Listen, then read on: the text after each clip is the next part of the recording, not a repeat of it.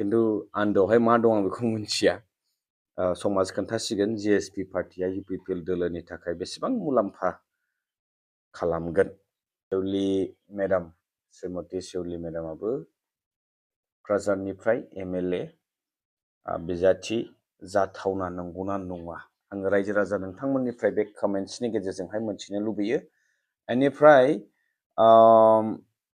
एबसुनिफ्राय दिपेन बर' आदा बिथाङाबो इलेक्शननि बार बारनायजों लोगोसे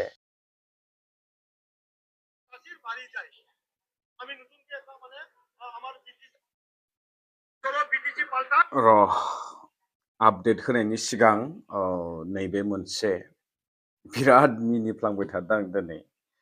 नोंथांमोना हयथ' नुबाय, नाथाय आं बुजिनानै मोनासै एक्चुअलि बेनि अर्थआ मा जादों।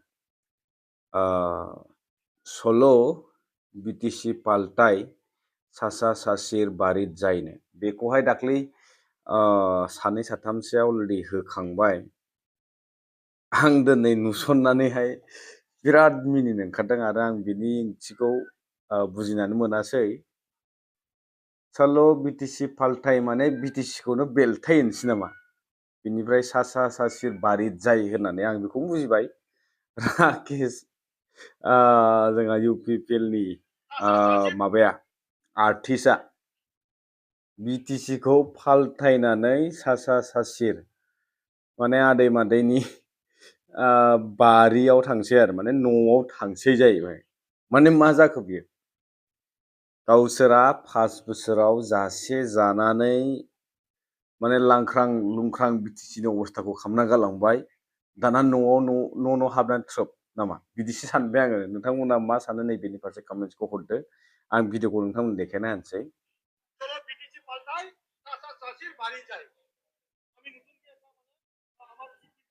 কারণে আমার যুব শাখায় নতুন এটা উদ্যমৰে এটা মুছলমান সমাজত যে আমাৰ আই মাতৃসকল আছে, চাচাসকল আছে, চাচীসকল আছে, তাতে তেখেতসকলক হাগ্ৰামাৰ যি মানে ঠগবাজ যে ৰাজনীতিক ইটো তাতে কাণত ফুচফুচ পাচপাচ কৰি আমি হাগ্ৰামাই যিমান ভোট পাই মুছলমানৰ তাতে আমিও দুটা হাতত আমিও ভোট লোৱাৰ তাৰ কামত মানে ফুচফুচ পাচপাচ आं आसरित जादों। मास मोनब्रैयावनो इउपिपिएलनि अबस्थाया जुदि नैबे मेन्टेलिटिसिम सफैयो, अबा 5 बोसोरसिमहालागै मा जाबावगोन मोनथिया। बेनिफ्राय रंगल बिथांनि फारसेथ' प्रहलाद आदा, कास्टम आदा बिथांमोना जे माखासे हाबाफारि बिपिएफ दोलोनिफ्राय लागासिनो दं दासाननैसो, मास रेलिजों लोगोसे पाब्लिक मिट आरो माखासे 5 गेरेन्टेड स्किम्सनि डिस्ट्रिबिउसनबो सोलिगासिनो दङ। बेखौ रिपिट खालामफिननांगौ दरखार दं होननानै आं साना। जोङो बिथांमोन बायदि नाङा फाङा बखिलाबायोब्ला बिथांमोननि आरो जोंनि गेजेरावहाय पार्टिखौ थानाय नङा। बेनिखायनो आं बेखौ बांद्राय बुंनो सानासै। खिन्थु मोनसे आपडेट होनो सानदों आङो। घनश्याम दास जाय बिथांमोना, नोंथांमोना हयथ' बयबो अबगत आरो बेनि फारसे बयबो मोनथियो स्पष्टयै जिएसपि दिनैनि समाव जोङो जिएसपि होननानै मिथियो। जिएसपिया बोरैहाय आरम्भ जायामोन बेखौ हयथ' गोबाङानो मिथिया।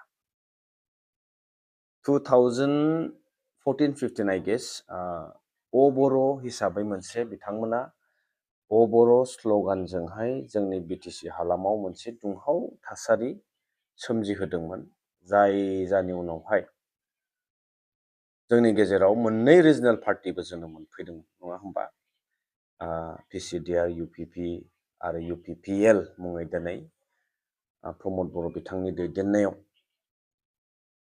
दा कनफिउसना बेवहाय जायो जोङो बिथाङा 26था जनगोष्ठीखौ लाफानानै बिटिसियावहाय सान्थि गायसननायनि स्ल'गान होयो। फारसेथिंहाय जोङो नुदों बिथांनि जि स्ल'गान, बिथांनि जि 26था जनगोष्ठीजों सान्थि गायसननाय जि थांखि, जों बर' हारि हिसाबै जोंहा बेसेबां ग्यारेन्टिड मुलाम्फा जादोंना जायाखै बे साननो गोनां जाना फैदों। दिनै बिथाङा आनसलिक पार्टिनि गेजेरावहाय डिबेट जालायोबा बिथाङा बुङो जे दिनै बिपिएफनि थाखायसो ओरै थोरै जादों। दिनै बर'नि गेजेराव जे थासारि बियो आं सान्दों बिथांनि जि आनसलिक पार्टि जोनोम होबावनाया बै समाव जि समावहाय बर' संगठन जोंनि फारसे जे बिथांमोना गसंदों बेवहाय आरोबाव बिथांनि राजखान्थि दोलो जोनोम होनायावहाय गोथौयैनो माने जोङो बर'फ्रा बै समावनो गाब्रखादों। जायनि जाउनाव दिनै जोङो बयखौबो लाफानानै बिथांमोनखौ समान समानै लांफाबाय थानो गोनां जाना फैदों आरो बिदि खालामाब्ला दिनै सोरबा थार्ड पार्टिया बेनि 100% बेनिफिटखौ लानायनि खाबुखौ मोननो हागौ। दा बे गोरोन्थिया सोरनि नोंथांमोना स्पष्ट बेयावनो हमदांना मोनगोन।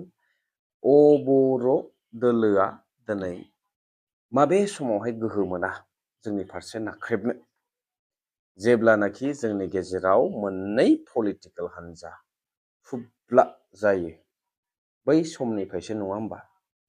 बिथांमोननि पार्टियाबो बै समनिफ्रायनो जोनोम मोनबोदों आरो बै समाव बर' सुरक्षा पार्टी हिसाबै बिथांमोना सासे बिजाथि जाय बिजाथिया नै मैया दाखालिसो आरोबाव खनसे जि थांनाय बारावबो कन्ट्रभार्सियेल जादोंमोन एबारबो खनसे बिथांमोना फारसेथिं बखियो फारसेथिं बुङो आरो बोजबना लाफिनो।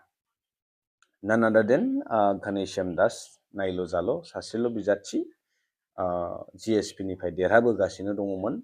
नैबे खेबावहाय बिथाङा जेनदों आरो इउपिपिएल पार्टिजों एलायन्सआव जितु जिएसपि दंमोन बिथांखौ इएमबो होलायदोंमोन। बेनिफ्राय हयथ' बिथांमोना माबा मोनसे जाहोननि थाखाय बिथांखौ बोसोरसे 6 माससोहाय बेबायदि बोख्लायनानै दोनदोंमोन। बेनिफ्राय दा बिथांखौ बोजबफिननानै बिथांमोना कनफिडेन्ट जादों जे दिनै इउपिपिएल पार्टिया जिएसपि बायदि दोलोखौ मोननानै गोख्रों जाफिनबाय होननानै बिथांमोना फोरमायनो सानदों नामा आं मिथिया। नाथाय प्रमद बर' बिथांखौ घनश्याम दास बा जिएसपि पार्टिखौ लानानै मोखाङाव एसे स्रांहै मिनिस्रांनायखौ नुदों। खिन्थु आन्दोआवहाय मा दं आं बेखौ मिथिया।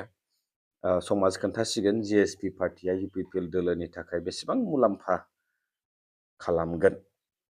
जेन हक बिथाङा मा बुंदों बेखौ नोंथांमोना एसे खोनासंना लायोबा निश्चय निजे बुजिनो हागोन।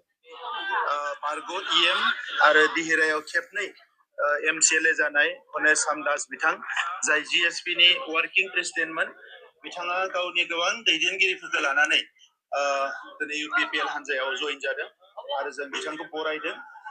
बिथाङा गावनि समष्टिनि माखासे लाइमोन दैदेनगिरि आइजो दैदेनगिरि आरो गुबुन गुबुन दैदेनगिरिफोर लानानै जइन जादों आरो गुबुन गुबुन जायगायावबो जिएसपि नि दैदेनगिरिफ्रा जइन जानो थाखाय इतिमধ্যे लाहार फाहार खालामदों आरो गुबुन गुबुन दोलोनि माखासे सुबुंफ्रा मेम्बारफ्रा जोंनि दोलोआव फैनो थाखाय इतिमধ্যे जगाजग खालामगासिनो दङ। दा बिथाङा जइन जानायनि उनाव दिहिरा ओनसोलाव एबा बिटिआर ओनसोलाव जोंनि दोलोआ जोबोद गोख्रों जागोन आरो बिथाङा जिहेतु गसाइगावनिफ्राय लानानै परबतजरा अके दा बेजों रिलेटेड आरो मोनसे खोथा आं गोसोखांबावदों। जिहेतु बिथांमोनखौ खायदा बुद्धिजोंहाय बोरैबा नङा बोरैबा एमपिनिफ्राय बिथांमोननि जे बिजाथि नब कुमार सरनिया बिथांखौ अत्यन्त सेस्थानि गेजेरजों सानसुमा खुंगुर बैसुमुतियारिमोन इन्टेलेक्सुवेलफ्रा अमर सिं सारमोन बा दावराव देख्रेब सारमोन आरो जनकलाल सारमोन बिथांमोननि नाजानाय बिथांमोननि सेस्थानि गेजेरजों जोङो मिथिगौ बिथांमोना गोबाव सम सिगांनिफ्रायनो बिथांनि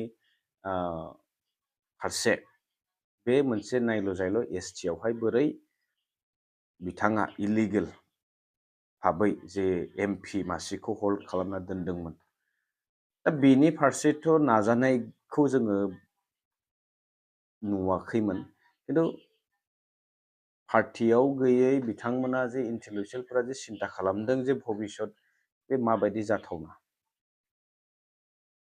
दिनै जिएसपि पार्टिखौ लानानै एथ'ग्राब कनफिडेन्ट जाय पार्टिया मोनसे समाव ओरैबायदि अगणतान्त्रिक सोदोब बाहायबोदोंमोन बर' सोदोब बाहायबोदोंमोन जाथिनि मोनसे जाथिनि फारसे जे मोनसे हेट्रेड सोदोब ना नायनो बानाय सोदोब बर' बेबायदि सोदोब बाहायनानै मोनसे पलिटिकेलि प्रेसार होबाय थादोंमोन दा बेजों देहेरा समष्टिल'जों बिथांमोना खुनु अन्य समष्टियावहाय देरहानो हाखायाखैमोन मानोना बेवहाय एबसलिउट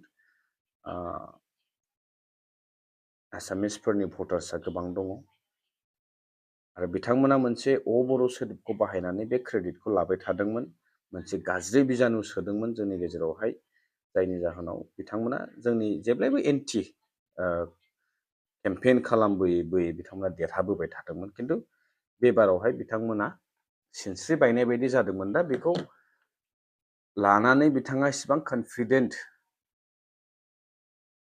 आं सानाखै बेजोंहाय मुलाम्फा जागोन होननानै थेवब्लाबो गावबागाव पार्टिनि स्ट्रेटेजि एजेन्डाफोर थायो मिशन थायो बिथांमोननि जे साननाय हनाय जे थांखि बिथांमोना लादों बे जाफुंसारगोन होननानै आङो मिजिंथियो जेन हक बाखि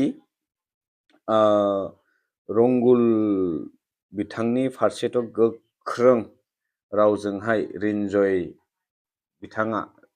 आदा बिथाङाबो स्पस्ट मेसेजखौ होखाबाय आङो ससे खोनासंहोनि जोबथारनायावहाय मोनसे मेसेज होबावगोन नोंथांमोना भिडिअखौ जोबजासिम नायलां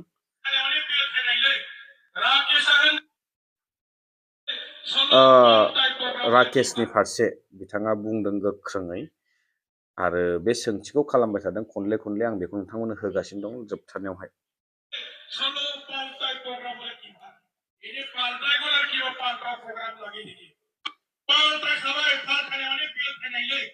राकेशआ होनदों राकेशआ बै ट्रेक्टर पार्टिनि राकेश ब्रह्म होनदों गावसोर लायनो माबा फालथायनाय प्रग्राम लादों सोरखौ फालथायनो गावसोर फालथायखाबाय दाखालिबो बिराद रायदों बिपिएफखौ চেক होगोन थगायदों আজি আমি আমার চিরাং জিল্লা আর আমার মুসলপুর 20 নি ইতিমধ্যে চেক বিতরণ সভা অনুষ্ঠিত হয়ে আছে ইউথ সকলের কারণে তৈলা মহিলা বাইদেউ সকলের কারণে সমগ্র বিদেশি 50,000 জনী মহিলা বাইদেউ আর আমার দুঃখীয়া দরিদ্র সকলে 10,000 টোটাল 50,000 মানুহক আমি ইতিমধ্যে চেক ইস্যু করিল আমি কিবা মিছা কথা কৈছে নেকি চেক ইস্যু হৈ গ'ল स' जोबथारनायावहाय जि मेसेज होनो गोनाङा बेनोमोन मोननै मोनसेया जाहैबाय सेवली मेडाम श्रीमती सेवली मेडामाबो क'क्राझारनिफ्राय एमएलए बिजाथि जाथावना नंगौना नङा आङो रायजो राजा नोंथांमोननिफ्राय बे कमेन्ट्सनि गेजेरजोंहाय मोनथिनो लुबैयो बेनिफ्राय एबसुनिफ्राय दिपेन बर' आदा बिथाङाबो इलेक्शननि बार बारनायजों लोगोसे बिथाङा